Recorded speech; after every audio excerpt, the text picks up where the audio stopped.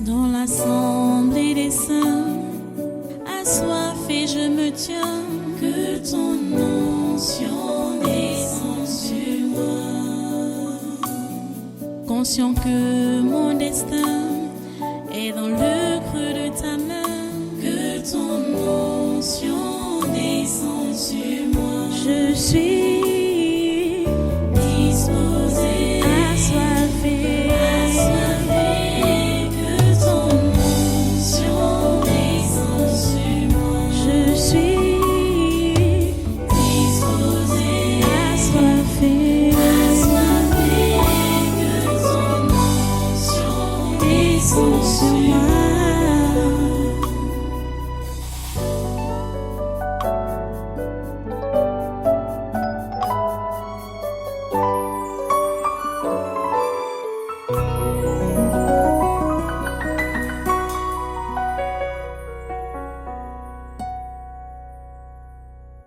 Avoir des révélations, la science, le don de prophétie, révélation, des mystères, connaissances, tout ça là, la foi juste à transporter les montagnes. Bon, la plupart d'entre vous, vous fonctionnez dans le doute, dans l'incertitude, dans l'incrédulité. Donc vous voyez que et la Bible dit que quand bien même vous allez donc exceller dans les dons spirituels, sans amour, ça ne donne rien. Ça ne donne rien. Et quand je distribuerai tous mes biens pour la nourriture des pauvres, la largesse donnée, vous voyez que il donne. Il ne donne pas seulement une grande partie. Donner tous les biens, tu distribues tous les biens pour la nourriture des pauvres. Si ce n'est pas fait dans l'amour, c'est un gâchis. Tu as juste perdu ces biens-là. Je voudrais vraiment que chacun d'entre vous puisse bien réfléchir et comprenne que tous tes actes doivent être motivés par l'amour. Sans amour, tu poses n'importe quel acte, c'est un gâchis. Même si apparemment, c'est un bon acte, c'est un gâchis. Parce que Dieu ne se reconnaît pas là-dedans.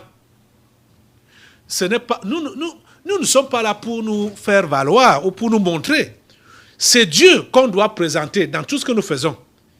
Dans nos paroles comme dans nos actes. Donc il faut donc que nos actes et nos paroles viennent de notre esprit, donc de notre cœur. Donc, que ce soit la nature de Dieu qui s'exprime, que ce soit par la parole, que ce soit par l'acte, que ce soit la nature de Dieu qui s'exprime au travers de nous. Et cette nature, c'est l'amour. C'est l'amour. Je vous dis la pure vérité que quand vous avez de l'amour, le genre de Dieu, dans votre cœur là, vous n'allez même pas être facilement offensé. Vous ne serez pas offensable. Parce que quand on est offensé, on est courroucé, on garde rancune. On est triste, on est courroucé, on garde... Dieu ne peut pas garder rancune, n'est pas courroucé, n'est pas... Parce qu'il est amour. Vous voyez? Puisque la personne qui ne fait pas comme il veut, quand il a averti, la personne ne comprend pas. Il a ses principes qu'il a établis. Donc, il va punir. Et il punit sans rancune. Vous comprenez? Il corrige sans rancune. Ce n'est pas dans la rancune. Vous comprenez? La nature de Dieu. Oh mon Dieu. C'est ça que nous devons avoir. Et nous devons fonctionner dans ça. Donc, si tu fonctionnes avec la nature, tu ne seras pas offensable. Tu ne seras pas offensable. Hein? Ou tu perds le goût de la vie parce que tu as été choqué, parce que tu as été meurtri, parce que tu as été offensé, parce qu'on t'a fait du mal, on t'a fait du tort. Ah, si Dieu se comportait comme ça, ce qui n'est plus Dieu, ce qui n'existe même plus. Regardez, des milliards d'individus qui l'offensent chaque jour. Chaque jour, je dis même chaque jour, à chaque instant, Dieu est offensé. mais Dieu supporte. Si lui, il était votre genre,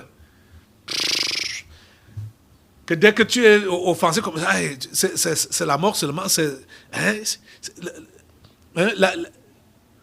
comme ton monde s'est écroulé. C'est fini pour toi. Si tu as le cœur de Dieu, tu sauras supporter. Et tu sauras gérer les offenses. Tu sauras gérer les situations avec le cœur de Dieu, le genre de cœur de Dieu, le cœur d'amour. Mais on voit que plusieurs, ce sont leurs intérêts qu'ils défendent. Quand bien même ils sont choqués ou ils sont offensés, c'est leur intérêt qu'ils défendent et non l'intérêt de Dieu. On continue. Verset 3 de 1 Corinthiens 13, là, il dit donc que et quand je distribuerai tous mes biens pour la nourriture des pauvres, quand je livrerai même mon corps pour être brûlé, si je n'ai pas la charité, cela ne me sert de rien.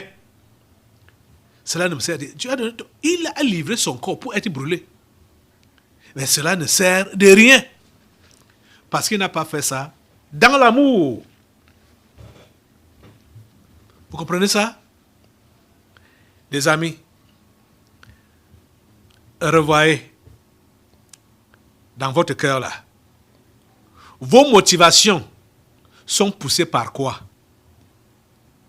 Parce que vous voulez être apprécié par les gens? Ou parce que donc vous voulez être apprécié par les gens, vous faites donc ce qui est bien? Ou parce que vous avez été choqué par les gens, vous faites donc ce qui est mauvais? Vos motivations sont provoquées par quoi? Qu'est-ce qui motive vos réactions? L'amour de Dieu ou votre état naturel? Comment est votre cœur? Comment est votre cœur? Fonctionnez dans l'amour. Fonctionnons dans l'amour. Revêtons-nous de l'amour. C'est un vêtement. Ainsi donc, comme des élus de Dieu, saints et bien-aimés, revêtez-vous d'entrailles de miséricorde, de bonté, d'humilité, de douceur, de patience. Supportez-vous les uns les autres, et si l'un a sujet de se plaindre de l'autre, pardonnez-vous réciproquement, de même que Christ vous a pardonné, pardonnez-vous aussi. Notre Père qui est aux cieux, pardonne-nous nos offenses, comme nous pardonnons à ceux qui nous ont offensés. C'est la prière que Jésus nous a enseignée. Et il a même fait le commentaire après avoir dit ces paroles.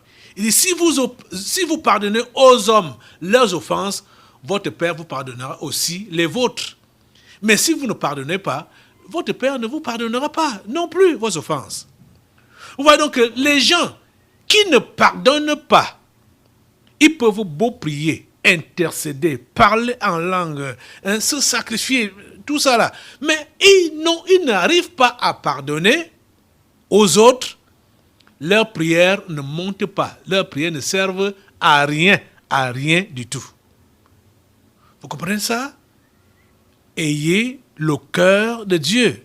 Revêtez-vous de l'amour de Dieu. Habillez-vous de l'amour de Dieu.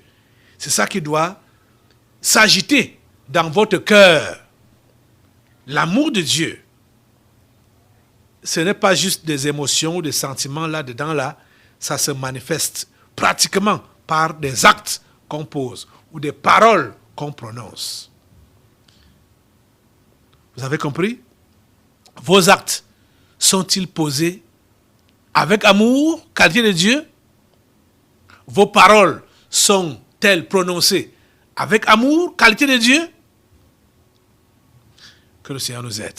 Lève-toi pour la prière. Demande à Dieu cette grâce de toujours te revêtir des entrailles de miséricorde.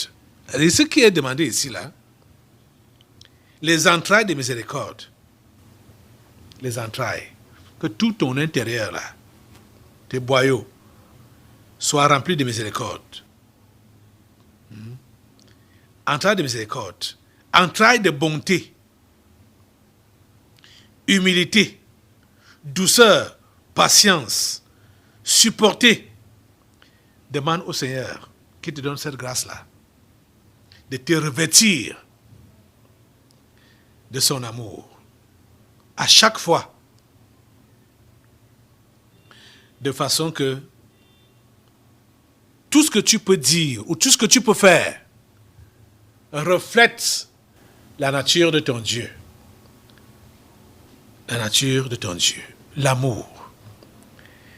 Seigneur, aide chacun ici présent à te refléter, à se revêtir de ta nature, de ton image et à la manifester au quotidien, à chaque instant.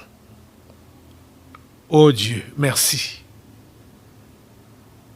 parce que tu interviens et tu permets que nous puissions être ce que tu as prévu que nous soyons, tes représentants sur cette terre. Merci Seigneur de nous écouter. Au nom de Jésus, nous avons prié. Amen. Amen. Assois-toi. Nous allons maintenant passer aux délivrances prophétiques. Dans l'assemblée des saints, assoiffé je me tiens, que ton onction descende sur moi. Conscient que mon destin est dans le creux de ta main, que ton onction descende sur moi. Je suis